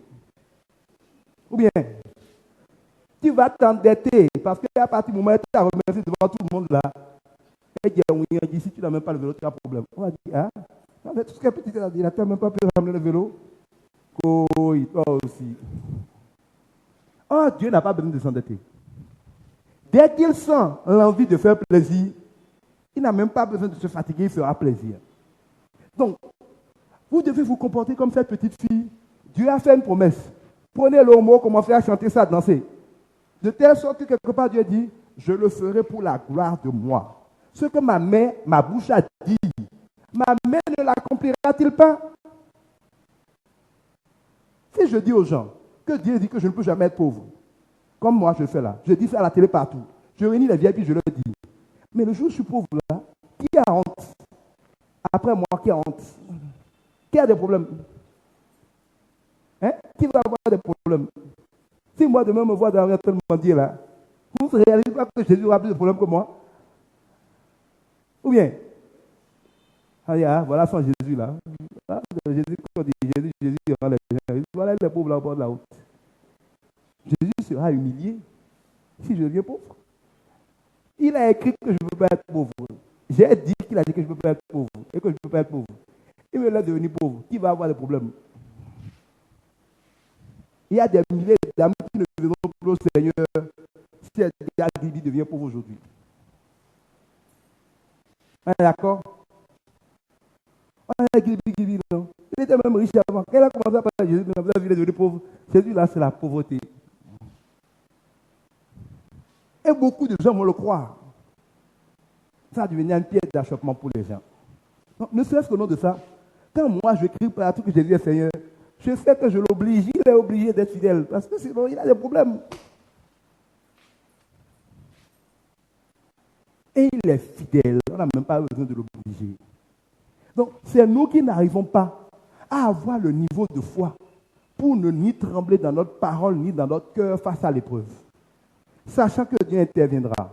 Il peut ne pas intervenir comme vous l'attendez, mais il intervient toujours. Vous ne mourrez pas parce que Dieu vous a abandonné, c'est impossible. Si vous faites quelque chose, vous priez pour qu'on ne vous arrête pas. Dieu permet qu'on vienne vous arrêter, rendez-lui grâce. Ça veut dire que pour une raison ou une autre, il a prévu que vous alliez en prison, c'est important pour vous. Ça peut être pour briser votre orgueil. Ça peut être pour rencontrer en prison des gens que vous devez rencontrer par rapport à la destinée qu'il vous a donnée. Ça peut être par exemple parce que Dieu vous a inspiré, vous met à cœur depuis des années d'écrire un livre qui va marquer l'humanité. Vous n'avez pas le temps. Par exemple, moi, au nom de Jésus, je n'irai jamais en prison. Mais le jour où je me mets en prison, j'ai là mon plan d'action. Il y a beaucoup de livres que je dois écrire, que je n'arrive pas à écrire. Si je suis en prison, qu'est-ce que j'ai à faire? Au moment où je me donne le papier, non, je vais commencer à écrire. Et quand on va voir les tests que moi je passe une journée à écrire, le monde va trembler, il n'y a rien à faire. Donc, même si je devais aller en prison, ça ne va concourir à mon bien. Je vais évangéliser toute la prison. Nous allons sortir de la prison une race terrible de chrétiens qui vont bouleverser le pays. Donc, admettons même que contrairement à tout ce que je prie, on vient de me dire maintenant, va en prison. Je vais dire, le Dieu que je connais là, s'il a permis que j'aille en prison, c'est qu'il a un boulot pour moi là-bas. Alléluia, merci les gars. Si Jésus n'avait pas été crucifié, Satan n'aurait pas été vaincu. Merci d'être venu accomplir quelque chose que personne n'accomplira. Allons là-bas. Dès que j'arriverai là-bas, je commence à dire, Seigneur, révèle-moi pourquoi tu m'as envoyé ici. Si tu m'as envoyé ici, c'est qu'il y a certainement quelque chose d'intéressant que tu veux que je fasse ici. Et je vais commencer à chanter, commencer à danser. Tout le premier va dire, mais c'est qui ce gars qui vient qui danse en prison? C'est-à-dire que vous devez vous rappeler que tout concourt au bien de ceux qui aiment Dieu. Et si, quel que soit qui vous êtes, quels que soient vos péchés, face à l'épreuve, vous gardez cette foi-là et que vous démontrez cette foi-là, Dieu vous honorera toujours. Et quand on est comme ça, on ne peut pas stresser. On stresse quand on craint que les choses se terminent mal. Et que finalement, on les termine mal avant l'heure parce qu'on a eu peur. Le problème dans la vie, c'est que vous passez votre vie à penser au passé et au futur. Regardez bien. Vous passez votre vie à penser au passé et au futur. C'est ce qu'on appelle chercher midi à 14 heures. Faites le point de vos soucis d'aujourd'hui. Par exemple, là où vous êtes là, vous n'avez aucun problème. Aucun. Vous avez quoi comme problème? Le loyer, le propriétaire n'est pas là devant vous maintenant, non? C'est quand il viendra. Ou bien, bon, dites-moi quel problème vous avez là maintenant, à l'instant où nous parlons. Quelqu'un a-t-il un problème là qui me dit un problème qui n'est pas un problème du futur, un problème du passé, il faut me dire. Voilà tout le problème. Vous n'avez pas de problème là. Au lieu de dire merci à Dieu là, vous êtes triste là, pour les problèmes que vous craignez pour demain, ou pour que vous avez eu pour le passé. C'est-à-dire, on dit que émotion violente qui modifie la personnalité d'un sujet en la sensibilisant aux émotions de même nature. Votre personnalité est modifiée. Parce qu'il y a un créancier qui vous a humilié, vous finissez par craindre que le créancier vous humilie. Dès que vous donnez de l'argent à quelqu'un, qu'il y ait un problème ou pas, vous avez des réactions violentes. Parce que votre personnalité a été modifiée et que vous créez systématiquement tout créancier. Satan utilise le stress. Satan utilise les choses qui se passent pour vous faire peur, pour développer en vous des réflexes de réaction contraires à la foi.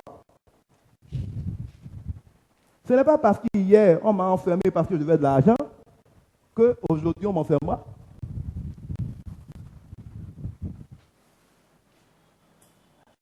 Le chrétien doit vivre un instant à la fois.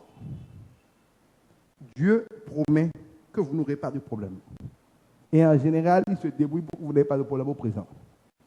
Mais le problème, c'est que vous passez votre présent à rêver des problèmes futurs.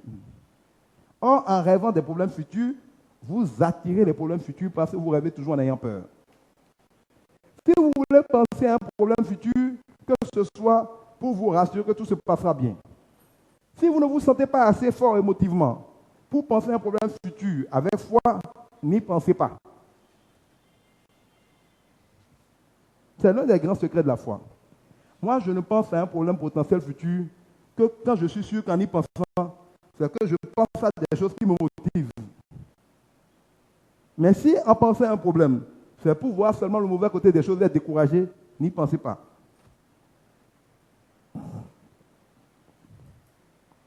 Ne vous rappelez pas de ce qui est passé. Dans Jérémie, je ne sais plus quel verset, Jérémie nous dit, quand je pense à la méchanceté des hommes, quand je pense à telles choses qui m'ont fait, mon esprit est abattu.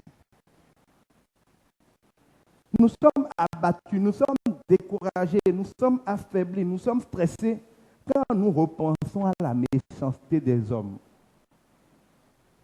Et nous sommes abattus, nous sommes stressés quand nous nous inquiétons du lendemain. C'est deux choses que Dieu a interdites. Pourquoi ne pas lui obéir simplement en vivant au présent? Seigneur, merci parce que là, je me porte bien. Merci parce que je ne suis pas malade. Merci parce que ce soir, au moins, j'ai mangé. Merci parce que je sais que tous les jours, je mangerai. Quand vous êtes capable de vous concentrer sur ce que Dieu est en train de faire et de le remercier pour ça, Il s'occupe de la suite. Mais c'est une forme suprême d'ingratitude. Écoutez, ton père te donne l'argent de poche le matin, il te donne 500. Tu dis merci papa, mais tu es sûr que tu vas me donner demain matin? Il dit c'est pas grave, oui, je vais te donner. Le lendemain, il te donne. Tu dis merci papa, mais tu es sûr que je vais avoir pour demain et que je vais avoir pour après-demain? Il ne faut pas me faire faim, tu es sûr? Tu as fini par dire, mais petit, c'est quoi? Est-ce que depuis que tu es né là, il y a des jours où je t'ai pas donné l'argent de poche? Pourquoi devant tout le monde, tu oses me demander si je suis sûr que tu devais faire demain? Eh bien, comme ça, tu n'en auras pas demain. Si tu ne veux pas en avoir demain, je ne te donnerai pas demain. Ou bien, il te donne tous les matins, toi, tu oses devant tout le monde lui demander s'il a su te donner demain. Comme si un jour déjà, il ne t'avait pas donné. C'est ça le problème. D'avoir peur de demain quand il n'y a pas de problème aujourd'hui. Laissez Dieu régler chaque jour. Il est assez grand pour s'en débrouiller. Quand vous dormez, lui ne dort pas. Quand vous dormez, vous pensez que quand vous vous réveillez, là, la journée commence. Dieu ne dort même pas quand vous dormiez. Il peut pas votre journée quand vous dormez. Il ne sommeille pas, il n'est pas fatigué, il ne fait pas de sieste. Pourquoi vous avez peur? Si vous voulez échapper au stress, arrêtez de penser au passé. Comme Jérémie, arrêtez de penser au futur. Si vous devez penser au futur, que ce soit pour penser aux promesses de Dieu et pour vous convaincre qu'il va les accomplir. Mais si vous devez penser au futur pour penser aux menaces de Satan, ce n'est pas la peine. Quand dans votre esprit, une menace de Satan arrive, vous devez immédiatement répliquer en lui balançant une promesse de Dieu. Car à toutes les menaces de Satan correspondent des promesses de Dieu. Évidemment, pour pouvoir répliquer à Satan par les promesses de Dieu, quand il vous menace, il faut connaître les promesses de Dieu. Nous revenons toujours à l'importance de méditer la parole de Dieu pour la connaître. Ça vous permet d'avoir des cartouches pour dégainer contre Satan quand il vous menace avec la réalité. Mais si vous ne connaissez pas qu'est-ce que Dieu a prévu, qu'est-ce que Dieu a promis, dans le domaine où vous avez des problèmes, il n'y a que les menaces de Satan que vous recevez, sans avoir quoi que ce soit à lui répliquer. Dans quel domaine vous avez un problème maintenant et Dieu n'a rien promis? Dites-moi, qui a un problème ici pour lequel il ne sait pas qu'est-ce que Dieu a promis? Hein? Dites-moi, qui a l'impression d'avoir un problème pour lequel Dieu n'a rien prévu?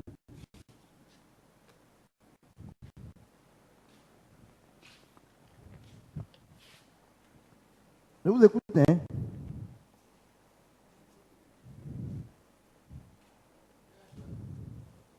Pardon?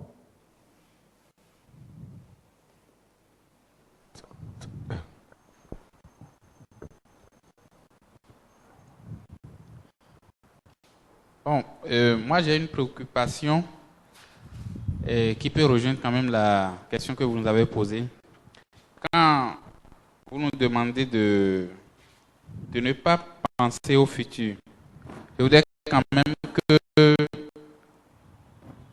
vous nous fassiez la nuance entre penser au futur et se fixer des objectifs, avoir des ambitions. Est-ce qu'on peut le faire? Oui, c'est pour ça que je dis que si vous voulez penser au futur, que ce soit pour penser aux promesses de Dieu, afin de les attendre, que ce soit positivement. Mais si quand vous pensez à votre futur, vous ne voyez que les menaces de Satan, arrêtez d'y penser et attendez de voir ce que Dieu va faire.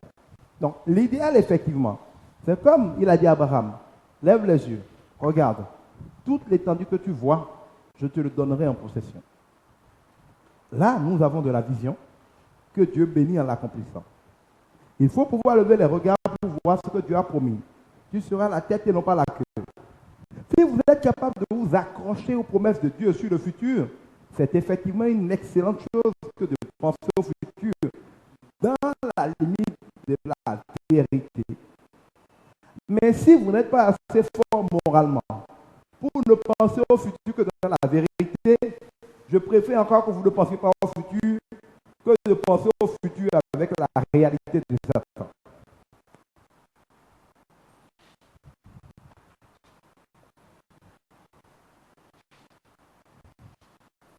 En réalité, c'est quoi un miracle? Un miracle, c'est chaque fois que face à la réalité, Dieu démontre la vérité. Jésus a les poches vides, alors qu'il doit payer des impôts. La réalité, il est pauvre. La vérité, il est le maître de l'or et de l'argent. Dieu démontre la vérité en permettant qu'il crée l'argent. Les gens ont faim. Il n'y a que 2 pains et 5 poissons. La réalité, c'est qu'il n'y a pas à manger. La vérité, c'est que Dieu ne peut pas être quelque part, il n'y aura pas à manger. Dieu le démontre en multipliant le pain pour que les gens aient à manger. La réalité, quand Pierre constatait sur les eaux, c'est qu'il y avait une tempête. Il voulait passer d'une rive à l'autre, changer de destinée. Satan se lève pour les émouvoir, pour les impressionner. La réalité, c'est qu'ils sont en danger. La vérité, c'est que là où Dieu est, il n'y a pas de danger. Dieu se lève, il rétablit la vérité pour montrer la vérité. On appelle miracle chaque fois que la vérité s'affiche pour casser la réalité. Mais la vérité est toujours là. À la différence qu'elle ne se lève pas pour s'afficher pour ceux qui n'y croient pas.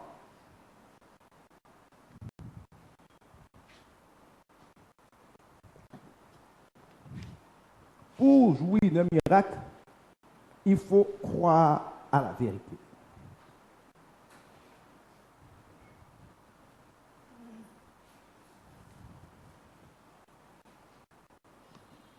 Donc, quand vous avez un problème dans un domaine, vous devez, et les livres qui sont là servent à ça, chercher dans la Bible, chercher sur Internet par rapport à la Bible, chercher dans les livres chrétiens toutes les promesses que Dieu a faites en rapport avec votre promesse. Vous vous concentrez sur ces promesses-là, vous les lisez, vous les comprenez, vous les méditez. Et vous vous accrochez à eux comme une bouée de sauvetage en disant, je ne te lâche pas tant que tu ne t'es pas accompli. Habakkuk a dit, ne vous inquiétez pas, la prophétie est en marche, elle marche vers son terme. Elle tarde peut-être, mais ne vous inquiétez pas, elle s'accomplira certainement. La parole de Dieu ne sort pas pour revenir à lui sans accomplir ce pourquoi elle est sortie. Parce que la parole de Dieu, c'est Jésus. Jésus est la parole. Donc Jésus ne peut pas aller en mission échouée. Là où la parole de Dieu est sortie, là où la parole de Dieu rentre dans votre vie, c'est Jésus lui-même qui est rentré. Il ne peut pas faire mission échec. Il ne peut pas finir sans avoir accompli. Donc quand la parole sort, si vous la recevez, elle est en action. Elle ira au bout de son action. Rien n'arrête la parole. La parole positive et la parole négative. C'est pour ça qu'on dit que la vie et la mort sont au pouvoir de la langue. De la même manière que si vous prenez la parole de Dieu, vous vous y accrochez, elles vont semer et produire dans votre vie la bénédiction.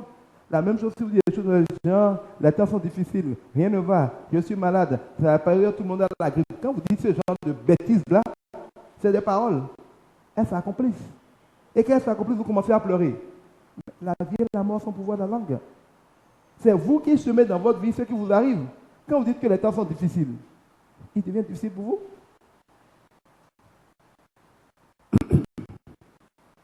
Donc, faites très attention à votre langue. Et Satan, par ses mises en scène, fera justement tout pour que vous utilisez votre langue pour dire des bêtises. Parce que nous avons reçu autorité de déclarer des choses dans le monde. Dieu nous a donné l'autorité de régner, de gouverner, de commander à la nature. Donc, Satan lui-même ne peut rien faire dans votre vie si vous ne coopérez pas avec lui. D'accord? C'est comme si vous êtes gouverneur de votre vie. Dieu est le maître de votre vie, mais vous êtes gouverneur de vie comme on peut être gouverneur français au Bénin. Même le président français ne peut rien faire au Bénin sans consulter le gouverneur français et sans que le gouverneur français ne prenne un décret. Peut-être une instruction de Dieu, mais c'est le gouverneur français au Bénin qui prend le décret au Bénin. Quand un ennemi de la France veut manipuler le Bénin, il ne peut pas manipuler le Bénin sans s'entendre avec le gouverneur. Il va manipuler le gouverneur, lui faire croire qu'il est son ami, pour obtenir que le gouverneur lui-même prenne un décret pour le Bénin. Mais aucun ennemi ne peut faire au Bénin quelque chose qui est mauvais pour le Bénin sans la complicité d'un dirigeant béninois. C'est ça le problème de l'Afrique. Personne ne peut coloniser l'Afrique, ne peut piller l'Afrique sans la complicité des dirigeants africains. D'accord? Et c'est pareil pour votre vie. Satan ne peut pas piller votre vie sans votre complicité. Comment il a pris votre complicité? Par le péché. Chaque fois qu'il vous met une mise en scène, une réalité qui vous effraie, qui vous fait lui obéir en faisant ce que lui aime et ce que Dieu déteste, qui vous fait renoncer à ce que Dieu dit pour faire ce que Satan déteste, ce que Satan aime, vous devenez un collaborateur de Satan dans votre propre vie. Et dès que vous collaborez avec Satan dans votre propre vie, comme Adam et Ève, vous lui donnez des pleins pouvoirs pour faire de votre vie ce qu'il veut. Il vous envoie un symptôme de maladie. Vous répliquez, je ne peux pas être malade au nom de Jésus. J'ai la vie de Dieu en moi. Dieu ne peut pas être quelque part qui est malade. Et si je suis malade, je serai guéri. Si la maladie m'emporte, ça voudra dire que mon heure a sonné. Mais je ne peux pas être malade au nom de Jésus. Jésus a déjà vaincu la maladie, la croix n'est pas vaine. Satan fout le camp. Que le sang de Jésus me couvre. Satan fout le camp au nom de Jésus et vous l'oubliez. Ah, vous dites ça en continuant à prendre votre tension en suivant minute par minute, vous êtes guéri. L'État, vous l'oubliez. Vous venez de lui envoyer une rafale, Satan disparaît.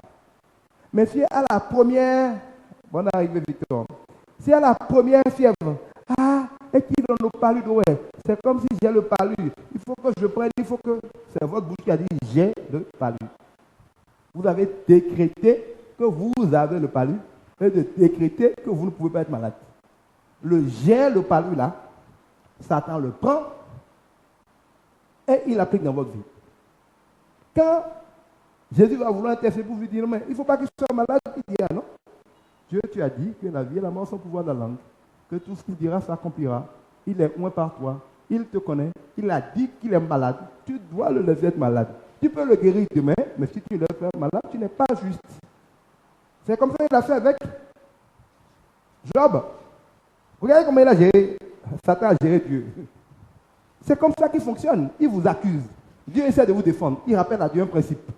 Job dit, c'est vrai, je lève la main. Mais ne le tue pas. Et il avance, il avance. Si Job avait maudit Dieu, Dieu allait être obligé de laisser Satan le tuer. C'est pour ça, passant par la femme de Job, Satan faisait tout pour qu'il accepte de maudire Dieu. Parce que dès qu'il va faire ça, là il retournera maintenant voir Dieu pour dire, bon, maintenant il t'a maudit, non, laisse-moi le finir. Dieu va avoir beaucoup de chagrin.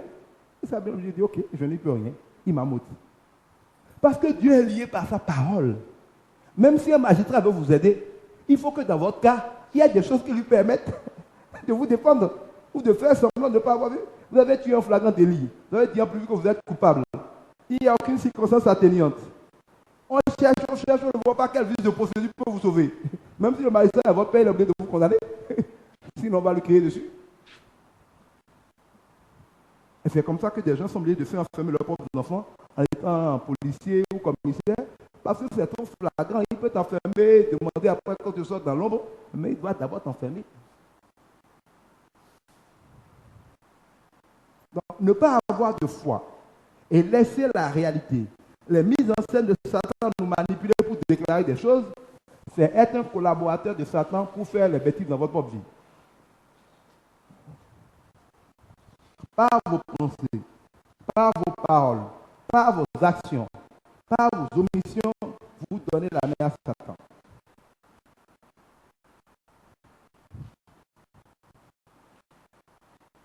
Vous devez donc être très vigilant. Parce que Satan ne peut rien faire sur la vie d'un chrétien sans que le chrétien n'y contribue. Vous allez voir, Jésus disait, Satan arrive, mais il n'y a rien de lui en moi, donc il ne peut rien me faire. Ça veut dire quelque chose de très puissant. Si l'ennemi qui veut vous attaquer a fait gare dans votre équipe, ou dans votre territoire, ou dans votre armée, ou dans votre gouvernement, vous n'êtes pas en sécurité. Si le Bénin attaque le Nigeria, alors qu'il y a plein de, comment dirais-je, de Béninois, qui parce qu'ils sont restés longtemps au Nigeria, sont des généraux nigériens, c'est dangereux pour le Nigeria. Parce qu'il y a fort à parier que dans les combats, ils vont jouer contre le Nigeria. Quand vous êtes un menteur, cela veut dire quoi?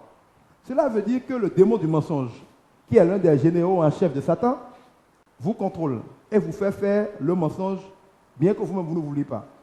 Parce qu'on ment toujours malgré soi. D'accord? Si vous vous prostituez, si vous êtes jaloux, si vous tuez, si vous êtes envieux, chacun de ces péchés est le fait d'un général de Satan. Donc, quand vous êtes pécheur, vous êtes donc un territoire dans lequel il y a peut-être des agents de Dieu qui contrôlent certains espaces, mais dans lequel certains généraux de Satan sont les maîtres de certaines provinces. Imaginez que je suis le Bénin. Le mono est tenu par un général togolais qui ne m'aime pas beaucoup. Je ne sais même pas comment il a fait pour se trouver là. Mais parce que j'avais faim, j'ai dit, bon, donne-moi à manger comme eso, je te confie la gestion du territoire mono. À la frontière du Niger, à Malanville, le préfet là-bas ou le général qui gère là-bas, c'est encore un Nigérien. J'avais besoin d'un peu d'oignon et j'ai demandé aux Nigériens d'accepter de me le donner. En échange, je leur gérer la province du Niger. La province de Lomé et du plateau, frontière du Nigeria. J'avais envie d'avoir un peu de, je sais pas, des clés USB ou bien des trucs paillots, des sens paillots venus du Nigeria. J'ai accepté de laisser des généraux nigériens être préfets de Lomé et du plateau. Je ne les aime pas, ils savent que je ne les aime pas, mais que c'est parce que j'ai fait que j'ai accepté de les faire diriger des provinces. Et je me lève et je décide de rentrer en guerre contre le Nigeria, le Togo et le Niger.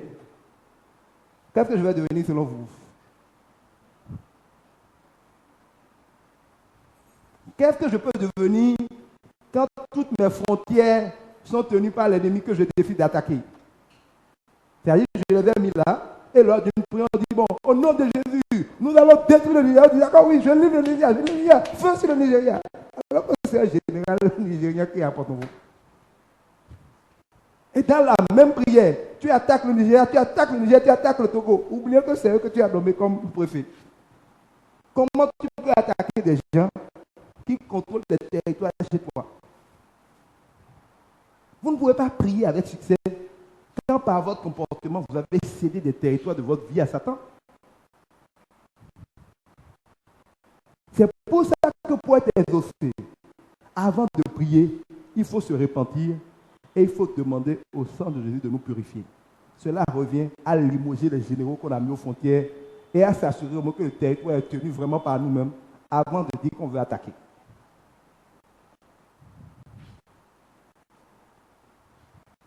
Je ne le dirai jamais assez. L'obéissance à Dieu vaut mieux que tous les sacrifices. Parce que quand vous n'obéissez pas à Dieu, tous vos combats sont vains. Vous êtes nuls.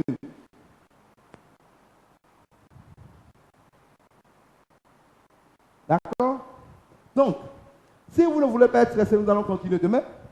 Si vous ne voulez pas être victime de traumatisme, de lésions, de blessures, d'émotions violentes, qui vont transformer votre personnalité, vous rendant sensible à des émotions de même nature, ouais, à quel point c'est effrayant. Des troubles psychologiques, métaboliques, comportementaux, c'est un dictionnaire. Hein? Quand on dit stress, là, c'est un lait de petit mot gentil, c'est ça Satan. Il rend les choses très diaboliques, très gentilles en apparence. Le stress, c'est un petit mot gentil. Mais c'est la mort. La plupart des gens rentrent à Jaco parce que le stress a débordé de température. Les gens piquent. Beaucoup de crises. Beaucoup de gens meurent de ça. Tension, tension, tension. La plupart des gens tensionnés là, c'est des gens stressés.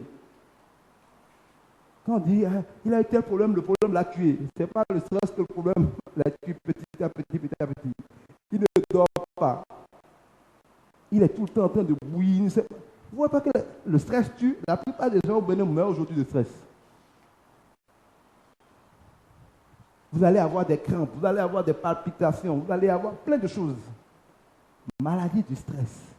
Stress qui veut dire, parce qu'on a désobéi à Dieu, l'ennemi met le feu chez vous.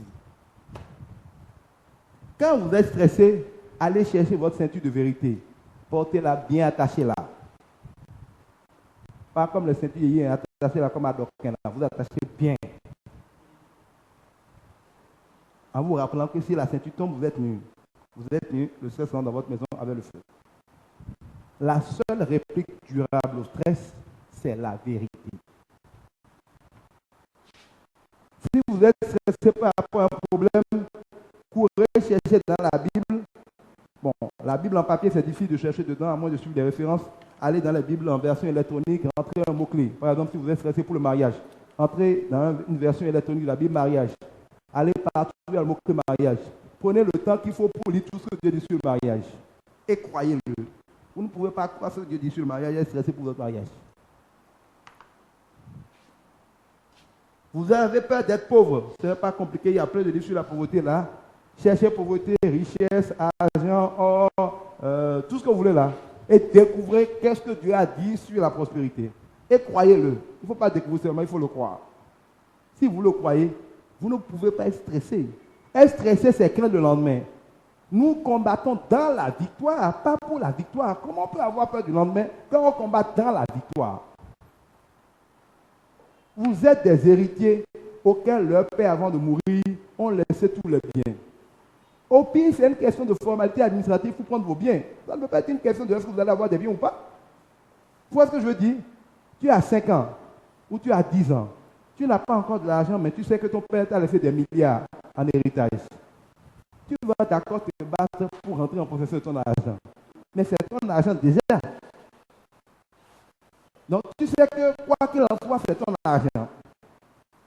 Tu ne peux quand même pas être stressé comme celui qui se demande comment il va faire pour avoir 1